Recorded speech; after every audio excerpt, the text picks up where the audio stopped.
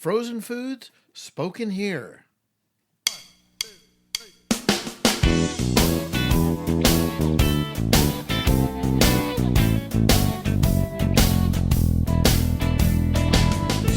This is the Happy Diabetic Kitchen, the podcast about people who love to eat and cook healthy. This is your guide to the world of healthy cooking and conversations about happy diabetic living and lifestyles, where we simply turn ordinary ingredients into something extraordinary. Welcome to the kitchen, and let's get cooking.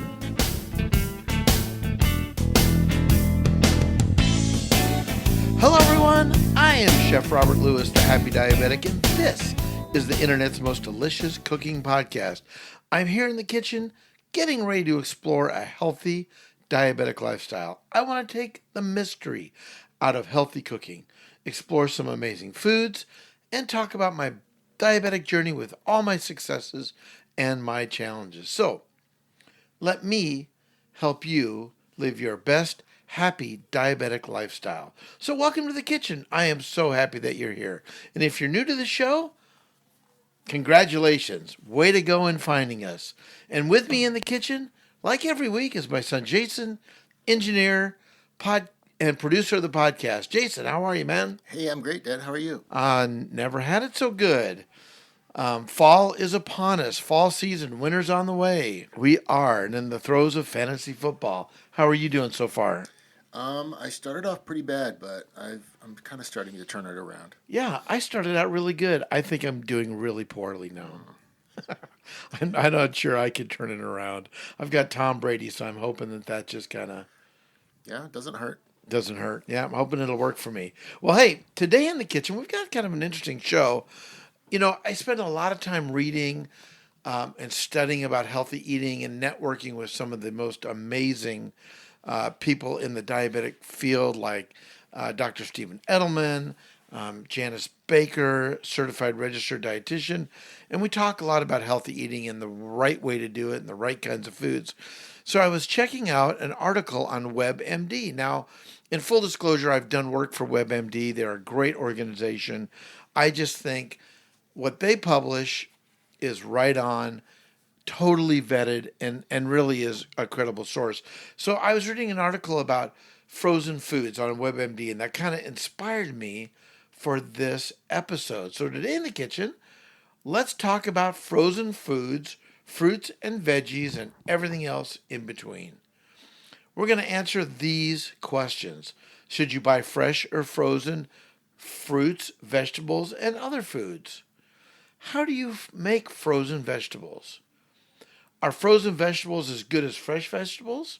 And are frozen vegetables more nutritious than fresh vegetables? Jason, are you a frozen vegetable eater at home? Not usually. Sometimes maybe corn, if anything. Yeah. But I would say not super often. How about you? Yeah. I mean, I always keep some frozen vegetables like peas and corn, green beans in the freezer because sometimes when you just need a quick veggie that's super nutritious, it's just easy and simple to do. So, with that in mind, let's just answer these questions and so much more. Are you ready? I'm ready. Let's get into it.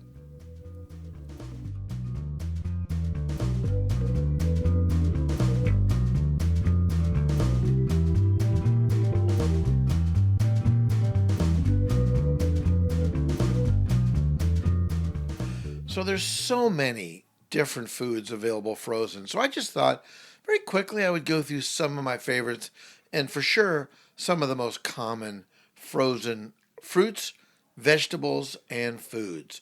So let's start with some vegetables. Spring peas. The sweet pods have a very short season, which is really why you never see peas very often in your local grocery store. They just have such a short season. Most go to freezing. That's why almost all shelled peas are sold frozen. And that's not necessarily bad. The frozen ones just might have more nutrients. That's because fresh produce start to lose their vitamins and minerals within hours or days after picking. The frozen stuff is usually picked, prepared, packaged in its nutritional peak, sent to your grocery store. So, spring peas, always delicious frozen. It's just a matter of thawing and serving. Berries is an excellent way to buy frozen fruits. Raspberries, strawberries, blueberries are really the amazing sweet summer treats that you can have all year round. But they can quickly turn moldy when they're fresh, even while in the supermarkets. They just don't have a long shelf life. So when you buy them frozen, you can lock in the nutrients, lock in the flavor, and enjoy them in season or not. I like to eat them straight from the freezer. They're kind of, blueberries and blackberries, they're kind of like fun to eat frozen. Or you can thaw them before baking them into cobblers, muffins, or pies. I like to thaw them out, blend them, and make like raspberry, blueberry, blackberry sauces. Maybe add a little sugar, a little Splenda. It makes a great sauce on the plate when putting a fruit or a cheesecake on top. So my pro tip with berries is if you like it a little thicker, like the juices a little thicker, just simply add an extra dash of like cornstarch or arrowroot or another kind of thickener to soak up all the juices. So berries, I'm a big fan of berries. Now, what about corn? Corn is another great vegetable. Jason was saying he's got corn in the freezer, and I've got corn in my freezer. We live in Iowa, where corn is very plentiful, but sometimes freezing fresh corn, it can be kind of a hassle. So for me, because if you can't get the fresh stuff, and especially can't get the fresh stuff in the middle of winter, but your freezer section knows no seasons. Just heat up the kernels, add it to your favorite corn dish, and as long as it isn't cream corn or some other prepared dish, the nutrition and calories should about equal the same as the fresh stuff. Corn, I'm a big fan. One of my all time favorite frozen foods is broccoli. What do you think, Jason? Are you a broccoli fan? I love broccoli. And what I really like about broccoli for me is that bright green color and really nice flavor. And you get that in the frozen version. Broccoli is a member of the cabbage family. And as well as me, in your vegetable crisper, it can turn pale and limp as it sits there. The solution? Buy frozen broccoli, which is almost as fresh as the day it was harvested. It'll stay that way for weeks and weeks. Love me some broccoli. All right, well, what about things like fish and meat? So, when it comes to fish, we have come light years ahead of the way fish is processed and frozen. I mean, we've come a long way since the days of frozen fish sticks. Fish catchers now often flash freeze their haul right on their boat at 40 degrees below zero. The temperature locks in the fish's flavor at peak freshness. It also helps kill parasites, other pathogens that can make you sick. In blind tests, people often prefer frozen seafood to fresh catches, which may be previously frozen as well. Always thaw overnight in the fridge.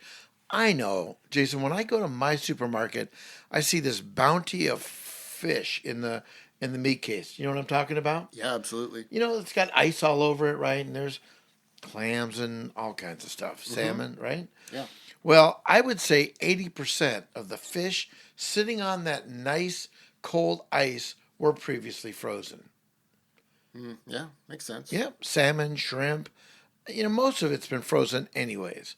So I'm a big proponent of frozen fish, really delicious.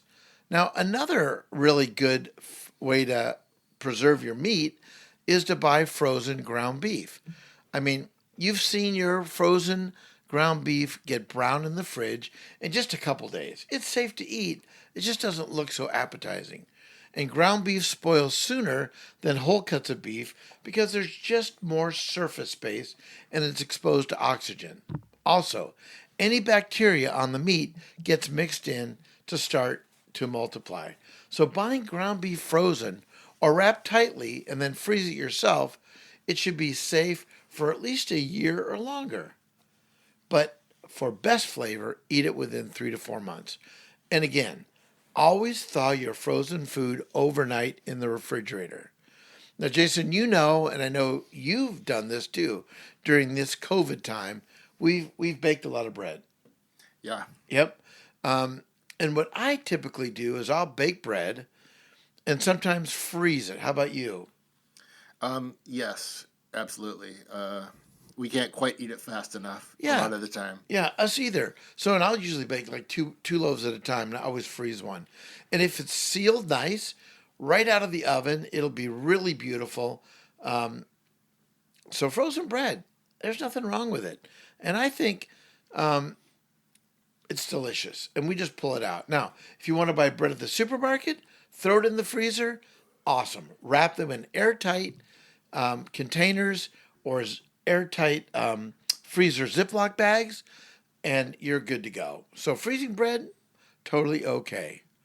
Now, how about chicken and poultry? I'm a fan of frozen chicken. I mean, we go through lots of chicken periodically every week. But listen, if you shop for groceries every couple weeks, you just never want to run out of chicken, right? I don't. It's quick and fast protein at our house. I usually buy it frozen.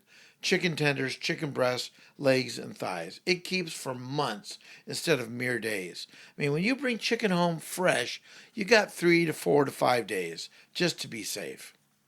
Whole chicken or turkey should keep safe for up to a year frozen.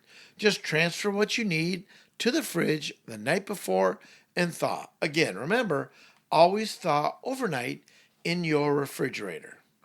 So, those are just a few ideas about frozen vegetables, but I love to freeze my own veggies. So, what I often will do is buy vegetables like broccoli and cauliflower, cut them up, put them little florets ready to go, and I'll get some boiling water, hot boiling water. I'll dip the vegetables in there for a few seconds and then very quickly pull them out and then dunk them in ice water to shock them and stop them from cooking. This stops the enzymes from spoiling your vegetables, even in the freezer. We call that blanching, and blanching also kills germs. It brightens the color, it locks in the flavor and texture, and kind of softens the vegetables for easier packing.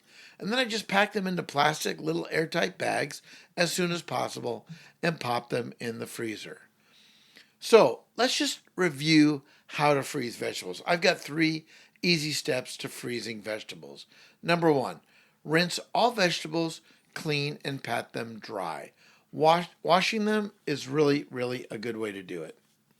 Then again, the boiling water, a little salt. Dip them in the boiling water, moving them into an ice bath to cool off very quickly. Again, the process sets colors so the vegetables look good when they come out of the freezer. Now, I then will lay the vegetables on a single layer on parchment on a large baking dish or sheet pan. Make sure it fits in your freezer and kind of flash freeze them, right? And then once they totally freeze, independent, not clumping up, I can transfer them into a freezer bag and I have them almost individually quick frozen so they don't freeze in a giant clump. This is an excellent way to transfer your vegetables to freezer storage. It's what I like to do, and it works really, really great.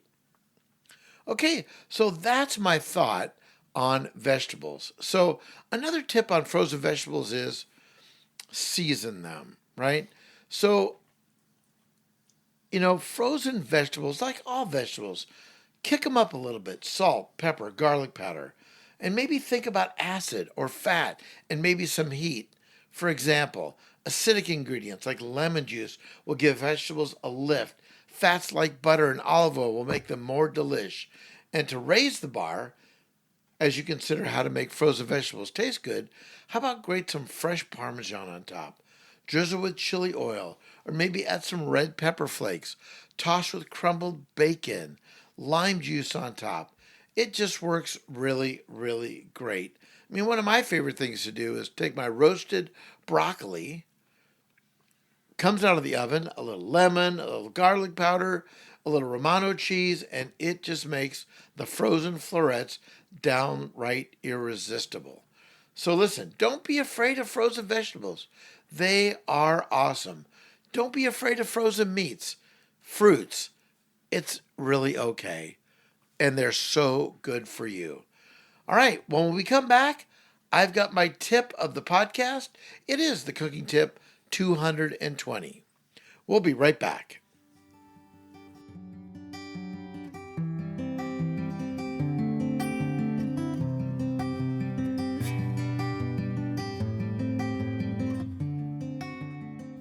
All right, it's time for my cooking tip number 220. So listen, spices don't last forever. For sure, store them in a dry, dark place. A simple smell will tell you in time if it's time to get rid of your spices. Listen, if it smells like basil, it probably is basil and it probably is good.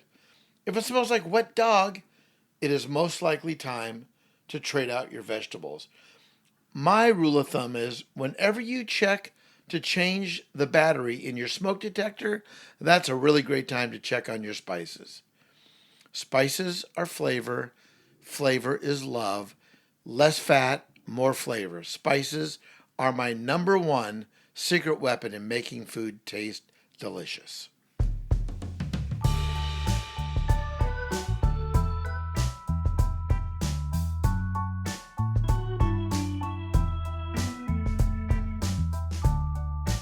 So be sure to follow me on all my social links. You'll simply find them all at happydiabetic.com. Just look for all my links at the top right-hand side of the page. And hey, if you have a question for me, go to my website, hit the contact tab, you ask questions, I'll answer them, and who knows, they might even become part of the next show. Maybe I'll select your question and send you some cookbooks as a big thank you. Thank you for listening, and if you are loving what you hear in the kitchen, please leave a comment or feedback at Stitcher, Google Play, or Apple Podcasts, or wherever you're listening. Your thoughts and comments are very much appreciated. Thank you again. Today's podcast is produced and engineered by Jason Lewis, our theme music by the Happy Diabetic Kitchen Band, and of course, our kitchen mascots, Scout and Tucker. Thanks for tuning in, and let me leave you with this thought. Life is like an ice cream cone. You've got to lick it. So long for now, and remember, no one loves you more than me.